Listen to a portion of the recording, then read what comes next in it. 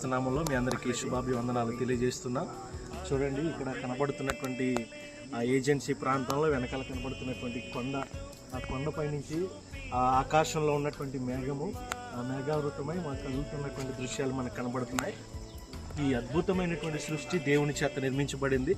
కీర్తనకారుడు అంటాడు, నీవు సృష్టిని తయారు చేసిన విధము చూడమైనటువంటి అద్భుతమైనటువంటి ఈ సృష్టి ఎంతో ఆశ్చర్యం కలిగిస్తుందని అంటాడు.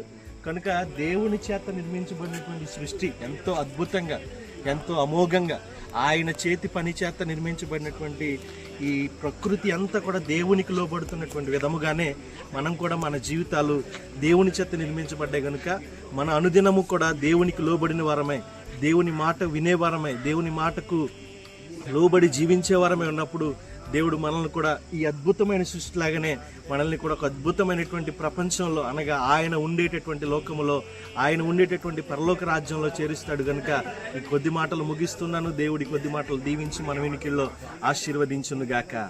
ఆమేన్. అందరికీ వందనాలు.